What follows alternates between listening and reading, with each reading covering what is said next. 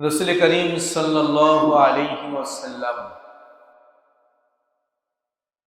বাইতুল মাল দেখভাল করার দায়িত্ব একজন সাহাবীকে দিয়েছেন। ওই সাহাবী তিনি ছিলেন হযরত আবু হুরায়রা রাদিয়াল্লাহু তাআলা আনহু। তো রাতের বেলায় রসুলের দেওয়া দায়িত্ব তিনি পালন করতেছেন। যে কোনো চোর, কোনো ডাকাত যেন এই সম্পদ আত্মসাৎ না করতে পারে, তিনি দেখভাল করতেছেন। রাতের বেলা চোর আসছে, চোর চুরি করতে আসছে। হযরত আবু হুরায়রা রাদিয়াল্লাহু আনহু তিনি ধরে ফেলেছেন। ধরে ফেলার পরে চোর খুব কাকুতি মিনতি করছে যে আমাকে ছেড়ে দেন, আমি অভাবগ্রস্ত, আমার দায়িত্বে আমার স্ত্রী রয়েছে, আমার ছেলে সন্তান রয়েছে, আমার ফ্যামিলির অন্যান্য সদস্যরা রয়েছে, আমি খুবই গরিব মানুষ, এজন্যই চুরি করতে এসেছিলাম, আমি আর কখনো চুরি করব না, আমাকে ছেড়ে দেন।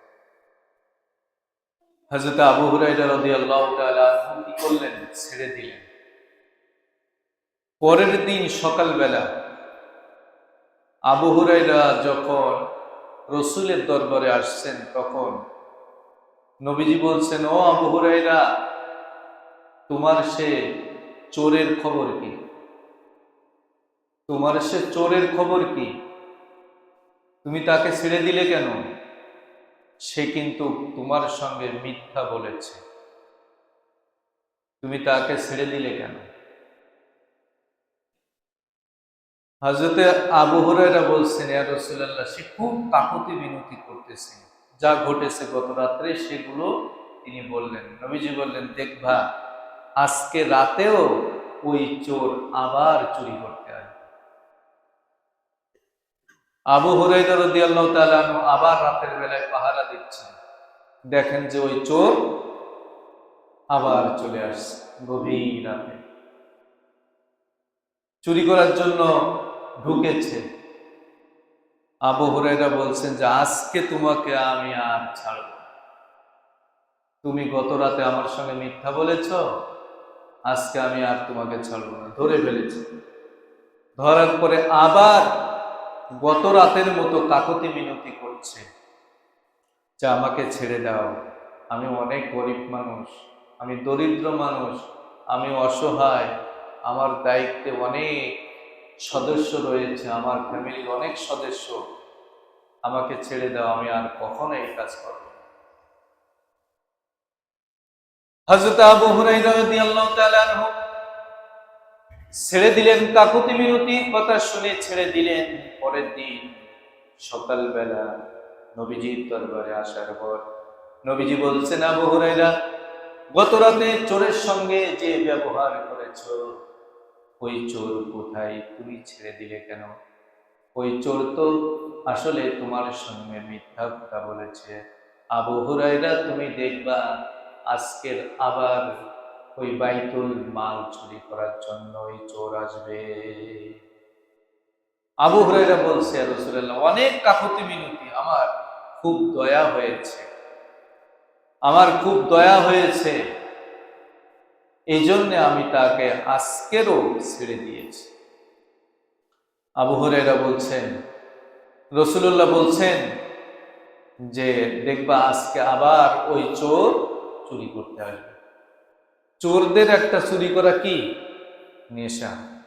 যারা যারা বিড়িখোর, তাদের বিড়ি না খাইলে যেমন মাথায় কাজ করে না, কি বলেন? কাজ করে? বিড়ি না খাইলে যখন নিশায় ধরে তখন আর মাথায় কাজ করে।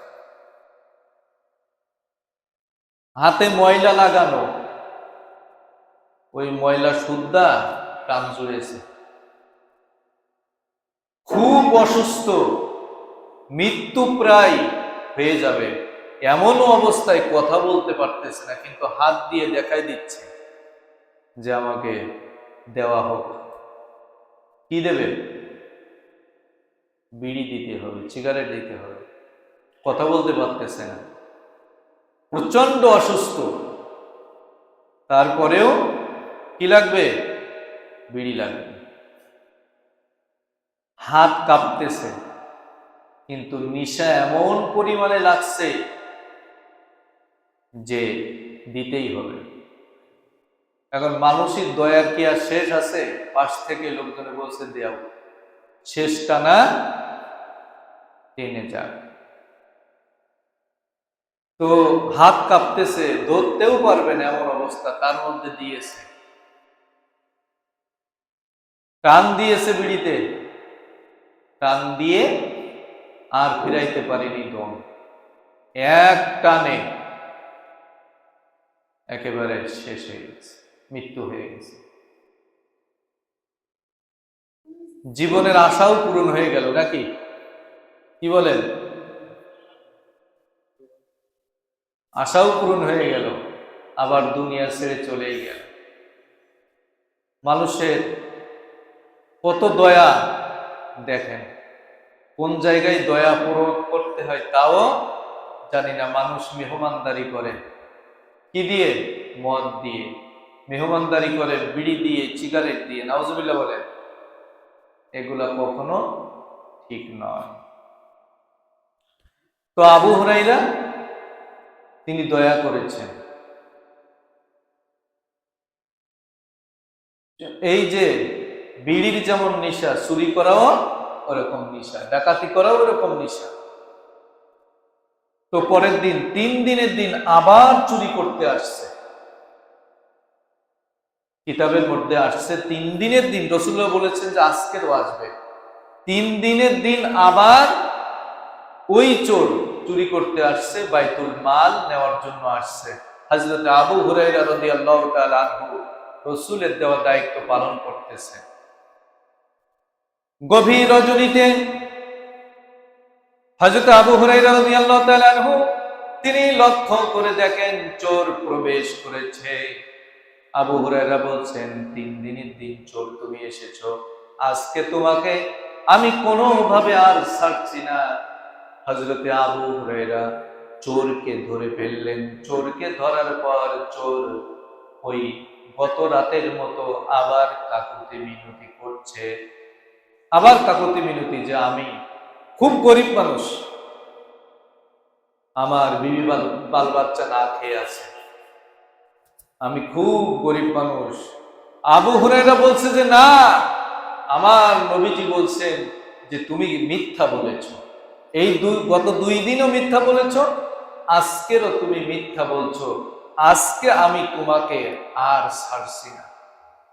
তখন ওই লোকটি বলছে, আবু হুরায়রা শোনো, আবু হুরায়রা শোনো, আমি তোমাকে একটি আমলের কথা শিখিয়ে দেব, একটি এলেমের কথা তোমাকে আমি শিখিয়ে দেব। তো সাহাবা আজমাইনরা তো এলেমের পাগল ছিলেন, বিদ্যার পাগল ছিলেন। উনি বলছেন যে ঠিক আছে, আমাকে এলেমটা শিখিয়ে দাও, আমি তোমাকে ছেড়ে দিব। লোকটি বলছে, আবু হুরায়রা শোনো, তুমি যদি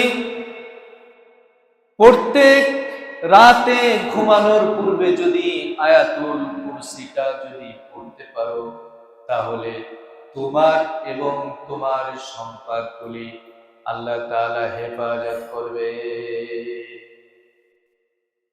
আর এইটা যদি কেউ প্রত্যেক ফরজ নামাজের পরে পড়ে আমল করে, তাহলে জান্নাতে যাওয়ার জন্য আয়াতুল কুরসি প্রত্যেক ফরজ নামাজের পরে যদি কেউ পড়ে, তাহলে জান্নাতে যাওয়ার জন্য তার বাধা হলো মৃত্যু।